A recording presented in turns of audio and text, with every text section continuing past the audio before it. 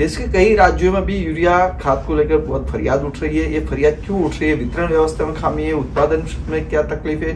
पूरे इस सब के लिए बात करने के लिए हमारे साथ इफ्को के चेयरमैन दिलीप संघानी। दिलीप जी, आप बताइए कि खास करके ये दिक्कतें क्यों आती है? हर बार ऐसा इश्यू आता है कि किसानों को खाद नहीं मिल रहा है, उसका रीजन क्या है?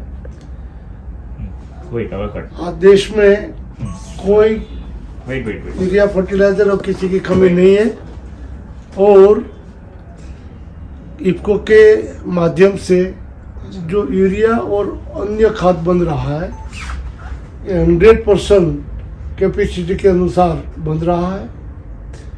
लेकिन जो नेचुरल सीजन है, वेदर है, इनमें चेंज होता है, तभी कहीं कहीं इस खाद की मांग ज़्यादा बढ़ती है। हमें पहले समझना चाहिए कि खाद कैसे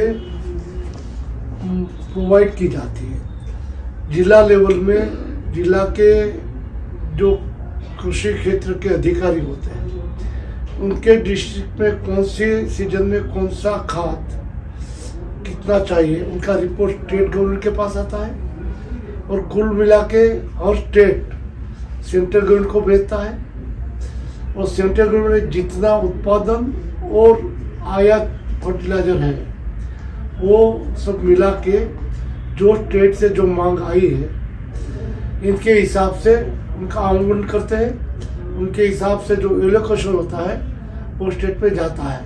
किसी स्टेट में आज हम देख रहे हैं कि ग्लोबल वार्मिंग की वजह से या किसी वजह से जो सीजन में कहीं ठंड पड़ गई ज़्यादा, कहीं बारिश आ गया, तो वहाँ ज़रूरत होगी तो वहाँ ज़्यादा मांगेगा।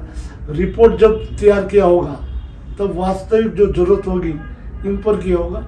इनकी वजह से कहाँ कमी उपयोग हुआ है वो अखबार या मीडिया से पता नहीं चलता। जो खाद परचेस नहीं करते वहाँ एलोकेट हुआ है। जहाँ ज़्यादा मांग हुई तो रिपोर्ट कम होगा, तो वहाँ ज़्यादा मांग हुई होगी, तो वो अखबार में मीडिया से पता चलेगा कि यहाँ ज़्यादा मांग है, मिल नहीं रहा है। लेकिन हम कोशिश कर रहे हैं गुजरात में जहाँ कम ज़रूरत है वहाँ जो उपयोग नहीं हो रहा है, और जहाँ मांग ज़्यादा है वहाँ हम ज़्यादा भेजते हैं। जैसे कच्छ, नॉर्थ गुजरात, सौराष्ट्र में इतना ज़रूरत नहीं थी तो वहाँ हमारा एलोकेट था, हम वही भेज रहे हैं। तो भेजने में, ट्रांसपोर्ट में जो समय लगता है, इनमें तो मीडिया अखबार में जो लाइन दिखाई देता है, बाकी देश में और स्टेट में ज़रूरत मुताबिक है। फिर भी हमने नैनो यूरिया लिक्विड जो बनाया है वो बहुत उपयोगी है, और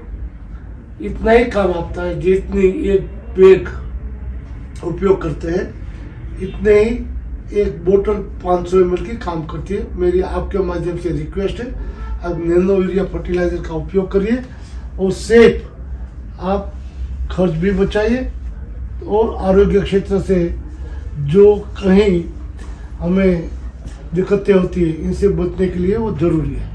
भारत की उत्पादन क्षमता कितनी है? गुजरात की डिमांड कितनी होती है? नहीं, पूरे देश में आंकड़े हर साल बदलते रहते हैं, क्योंकि सीजन के हिसाब से कौन सी सीजन में कौन सी कृषि एग्रीकल्चर होगी, इन पर खाद की ज़रूरत रहती है।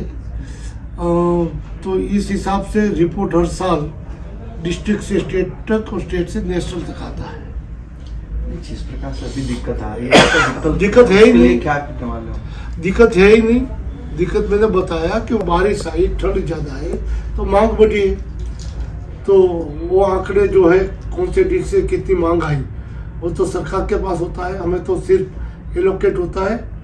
नेशनल लेवल से जो स्टेट गवर्नमेंट ने आंकड़े भेजे हैं, इनसे हमें इफ्को हो, जीएनएफसी हो, किडको हो, सब स्टेट सब कंपनी को बोलते हैं कि इतना आप मुझको मौसम को भेजिए, तो वो हमें भेज देते हैं, और जो आंकड़े सरकार की ओर से आते हैं वो हम इस डिस्ट्रिक्ट में भेज देते हैं। अब हम नैनो द्वारा जो उपयोगिता है वो किसानों को समझा रहे हैं, और जहाँ जहाँ किसानों ने उनका उपयोग किया है इसी क्षेत्र में उनकी मांग बढ़ रही है। तो नैनो का उपयोग शुरू होगा तो हमारे देश में ही नहीं, हम विदेश भी, आज तक हम 50% विदेश से मंगवाते थे, देश की हुंडी अमन बाहर जाता था। अब हम नैनो यूरिया को एक्सपोर्ट करके देश को इंडिया में लेके देंगे। दोनों में डिफरेंस क्या है? दोनों में डिफरेंस मेजर है। यूरिया जो लगाएंगे तो जमीन खराब होगी, पानी में जाएगा पानी खराब होगा, और जिस क्रॉप पे लगाएगा इनके माध्यम से जो उत्पादन होगा, जो भी चीज़ वो यदि मनुष्य खाएगा तो इन पर विपरीत असर होती है। जैसे पंजाब में कैंसर ट्रेन शुरू करनी पड़ी क्योंकि ज़्यादा उपयोग करते थे। और घास पे लगाएंगे, पशु खाएंगे तो दूध पे आएगा, उनसे भी विपरीत असर होगी। तो नैनो से न जमीन खराब होगी, न वायु खराब होगा, न अपनी हेल्थ खराब होगी। तो नैनो यूरिया सबसे अच्छा, अधिक अच्छा है। दिलीप भाई संघाड़े, उनका स्पष्ट मानना है कि लोगों को ज़्यादातर नैनो का उपयोग करना चाहिए।